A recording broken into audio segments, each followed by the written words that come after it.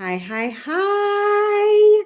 We are back with another Pivot Points Live where we go over a few bite-sized nuggets for CEOs, really all CEOs, but especially CEOs of nonprofits. I'm Sarah Olivieri. I'm a nonprofit business specialist. And in case you aren't a nonprofit, what I want to say to you is running nonprofits is actually more complicated than running for-profit. So anybody who can make it in the nonprofit world can make it in the for-profit world. So these tips are for you as well. And that is especially true of my two top nuggets for today. Now, I record these fresh out of a real coaching call with my clients. So this is what's coming to mind this week, fresh, and how we can help them. And I want to share some of that good stuff with you. So two very important but unrelated nuggets today. The first is about really making sure that you have your core capacity dialed in. So what do I mean by core capacity? So as you may know, if you've hung out with me at all, is I am a sailor. So I'm going to use a sailboat analogy that I just heard this week, which is perfect. So a woman I know has sold her fast sailboat and bought basically a slow sailboat. And she complained, well, it's slow, even though she put the all new, brand new, fastest sails you can buy on her new sailboat, it's still slow. And why is it still slow? Because it's basically at its core a slow sailboat.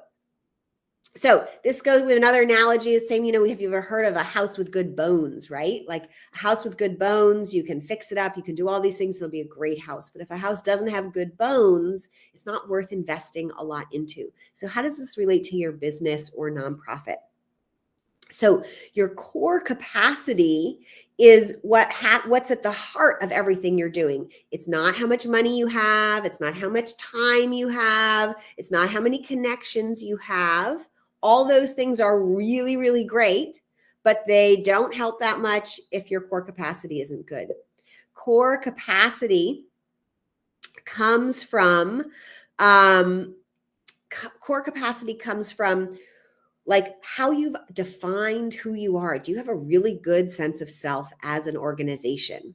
Core capacity comes from, did you build a team of people who are the right people that fit with your organization? And are those people all, for the most part, working in their zones of genius?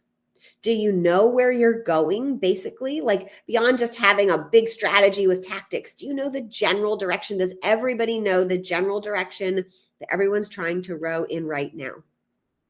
Those are the kinds of things that make up core capacity. And in the Thrive program, that is one of the very first things that clients work on, because it is actually a waste of time and money and energy to be focused on fundraising, or to be focused on any one specific hire, or to be focused on building a new project for making an impact, if basically you're still on a slow boat.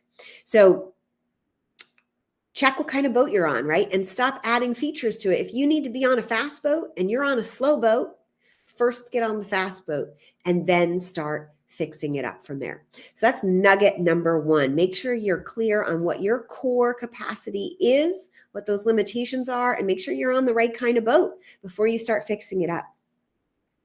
The next one is one that I could probably repeat again and again. It'd be true for everybody over and over again, which is to remember to follow your own advice. We had a client today who told me about advice that they had given to one of their clients. And it was the exact advice that this client needed for themselves in this very moment. So some common pieces of advice that you might be giving out are: put your own oxygen mask on first, follow a plan, set clear goals. You have probably dispensed some amazing wisdom and advice. And whenever I'm asked, what's the best advice you can offer people, I like to answer, finding good advice is not that hard, especially if you pay for it. It's following the advice that is the hard part, right? So you probably already have a lot of the advice and expertise you already need, right, in your own head, in your own heart. but following your own advice can be challenging. So take a sip of your own medicine, follow your own advice, and that will get you very far. It's wonderful to be with you every week, and I look forward to talking to you next week live, wherever you're watching, Facebook, LinkedIn, where are the other places? I'm not sure where else we're broadcasting, actually. Facebook and LinkedIn.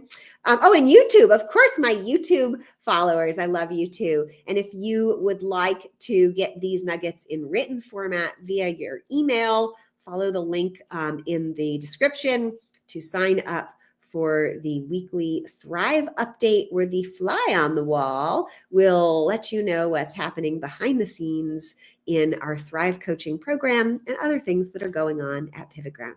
See you next week.